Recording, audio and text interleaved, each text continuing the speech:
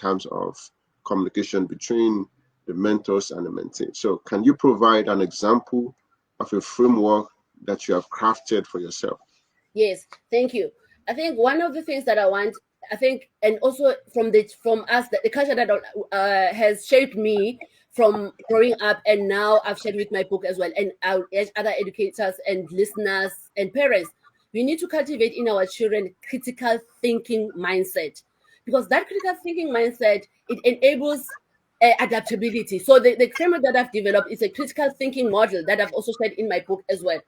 Basically, we are sharpening your mind in terms of helping our children to be better leaders. And the best leader, how do you know that you're a best leader? Your decision making, you have to be enhanced in terms of enhanced decision making. So the critical thinking model that I have shared in my book, it is like a step by step that I have used in my life, and that's what my dad, when I was growing up as a businessman, he sharpened me that you must always use your mind, use your brain. Whatever problem that you have in the world, the solutions are within you. Find them, and through knowledge, through books, through calling to the right network. So you have to define the problem. So critical thinking model, basically it says, okay, this is the problem that I'm facing. Sure, there is a solution to the problem. How do I make the best decision with the available information? So firstly, define the problem. Clearly articulate the issue at hand. Number two, gather information.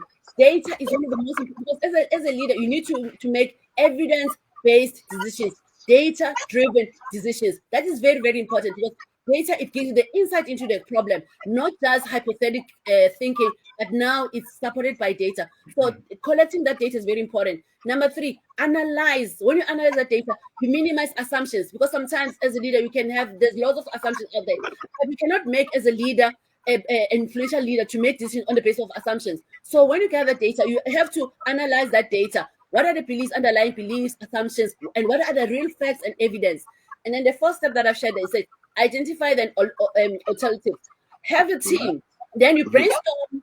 You brainstorm with your team. What are the possible solutions or approaches in line with us? We have defined the problem. It's very clear. We have gathered the information. The second step. Now that you have this data, what are the insights that you are gathering here? So you analyze it by making questions. You formulate your questions, and also you say now to the team, because no man is an island. That's what I said all the time. All organizations are operate within teams, and really you need to make use of your team, and you need to ignite that critical thinking in your team that you are leading as well. So even if as a leader you have the solution, don't always impose the solution. Allow your team to brainstorm, because ultimately as a leader, you are the one who will make that decision, and your decision will be based on the solutions that have been provided. Solution one, two, and three. So identify all alternatives, the best way in a corporate culture, even in the family as well. Brainstorm possible solutions and or approaches.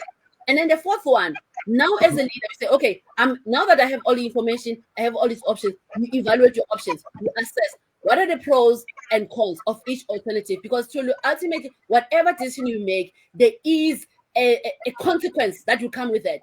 So if the benefits outweigh the risk, there is a risk inherent in any decision that we take. But now it's a matter of balancing. What are the pros versus the risk?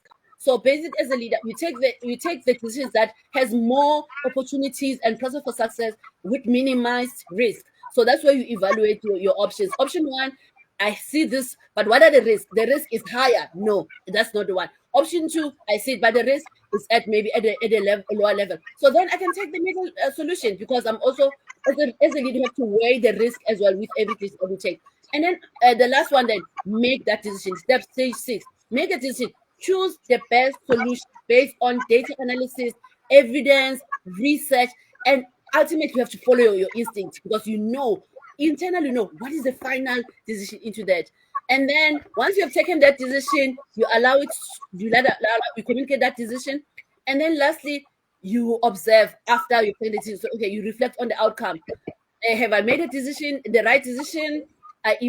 Based on evaluating the results. What are the lessons learned? What has worked? What has not learned? What has not worked? What could be done differently? That reflection is very, very important in any company, because sometimes I feel companies, they also plan and really execute plans, but there's also little time to reflect as well. So we need to reflect, even as individuals, in everything that we do. We need to spend more time reflecting on your decisions, because sometimes we might see yourself, no, why this didn't happen? You tend to blame other people. Reflect on the outcome, because you made that decision. and ultimately people advise, but you made that decision. Whatever consequences that comes, it might, if it's good outcome, yes, it's good. You continue to celebrate.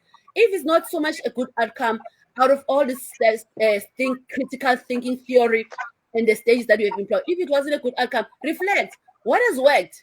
What has not worked? What can I do differently? And that it helps to sharpen your critical thinking and your decision making skills, so that when you make future decisions are also more better informed as well. So this is very important, that as a mentor, your biggest impact with the mentees is to make sure they have that structured framework that you can use as a mentor to guide your mentees in developing their critical thinking skills, helping them to make impact also in their space as well. So, and this is not something that you can just learn from textbook. This is something that you have to learn from experience, and also you learn also from reflecting also on that experience as well. So you need to ask, ultimately you need to ask yourself, what evidence has supported this conclusion? What will happen if you tried a different approach? If you choose this path, what might be the long-term and short-term effects? So that framework for me, it has really guided me. And I've learned from my father. I said, use your mind. Use your mind. Don't let other people think for you, decide for you. Use your mind and have all the information, but ultimately the decision lies with you. You must own that decision ultimately. Thank you. Good.